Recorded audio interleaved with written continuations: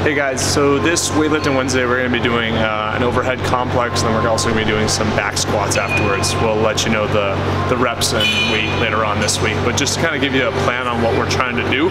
After each set of the overhead and of the squats, we're planning on implementing some mobility, similar to kind of the accessory work, but a few different movements, and hopefully help get you into a better position. Right now I'm going to explain a few different ones, and then it's going to be your choice on the day whether you want to work on ankle mobility, wrist mobility, hip flexor, whatever the movement may be. So I'm going to explain a few of them, and then it'll be your choice on Wednesday. So for the overhead mobility, what we have are some wrist openers, some serratus opener, and then a T-spine reach through. The wrist openers I'm going to show you in a second. Basically going through a little wrist mobility, help out all the different angles. So if you notice that you have a lot of wrist pain, it's stiff when you're overhead, or maybe it hyperextends, some stuff that might help you out. The next one is serratus opener. I'll take you over to the wall, but the serratus is a muscle that sits right under the shoulder blade pretty much and allows it to rotate up. We're going to show you a drill to get that activated, hopefully loosen it up a little bit. And then the last one, a T-spine reach through, is for someone that really struggles to reach over overhead. Maybe they get stuck in this position. It's going to help you really extend that back. Okay? So I'll show you those three. The first one, the wrist opener, right on the floor here. The two ones we'll do, you'll have your palms being flat on the floor, trying to keep your elbows straight. You're just leaning the shoulders over those fingertips and then right back. Just about 10 reps, nice and slow and controlled. You want to feel that on the back side of the hand, a little bit on the front side of the wrist. Then you'll flip them over, rock them backwards so wrists are forward. Again, similar range of motion we're trying to open up. It's 10 reps there. Then the last one would be backs of the hands flat. You're gonna roll to a fist, roll to the other side. That would be 1 rep, doing 10 reps of those. So again, rolling, creating that fist, feeling it all through the backside, roll to the other, back and forth, 10 reps there.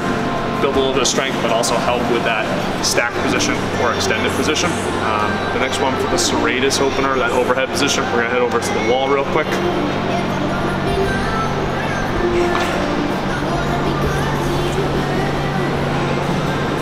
So what we're looking to do is kind of grab a foam roller, bring it up to the wall about shoulder height, about chest height or so. And what we're doing is pushing into the foam roller, so rounding through those shoulder blades, thinking of like a cat-cow, trying to create that tuck position.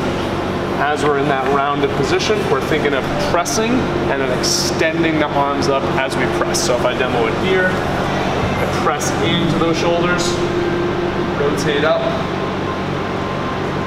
and press my chest towards the floor. So again, round to the shoulders, keep rounding as I drop through to open it up. And we're trying to feel that right underneath those shoulder blades, almost along the rib cage pretty much. So that would be the serratus opener.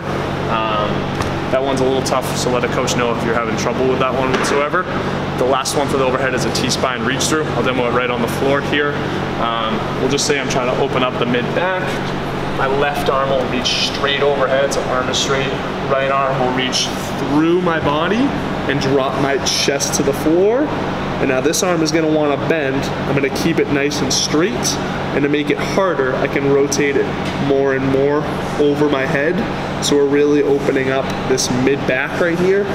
And that's gonna allow us to get into a better overhead position. Let's do about 30 seconds on each side. On the serratus opener, we'll aim for about 10 reps. Okay, so 10 reps on the wrist, 10 reps on the serratus, 30 seconds on the mid-back. It'll be your choice on any one of those to work on. So if you notice overhead mobility is something you struggle with, probably the T-spine or the serratus. If you think your wrists are always in pain, try the wrist opener. So it'll be up to you, your decision. Get your mind thinking before Wednesday, whichever the option is. We'll head back over to the board and we'll talk about the squat mobility though real quick. Running around back and forth. So for the squat mobility, what we have are elevated toe squats, a dynamic pigeon, and a straddle sit. The elevated toes are going to be for someone that really struggles with ankle flexibility. So if you notice you get stuck in a position, maybe your chest always falls forward, usually the ankles tend to be tight.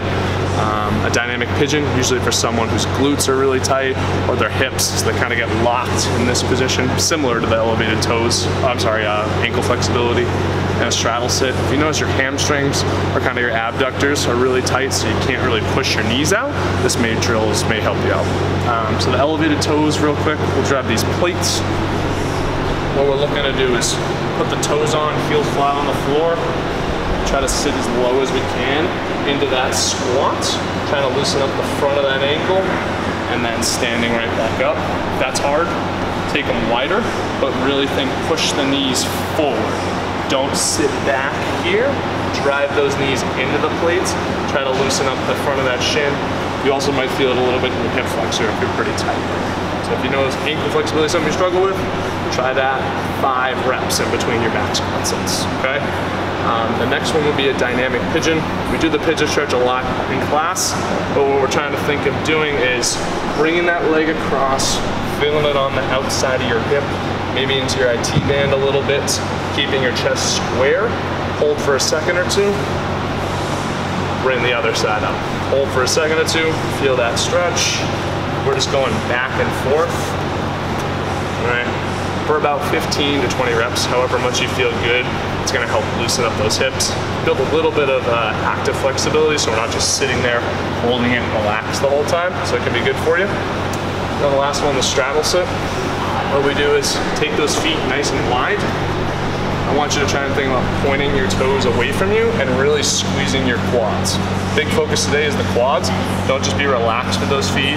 Don't let them be bent at all. Squeeze your quads, point your toes away, and then think about keeping your back flat as we lean forwards, all right? We can grab a plate if we want to pull us down more into that position. We can also put something underneath our butt to elevate it. That'll allow us to sit forward.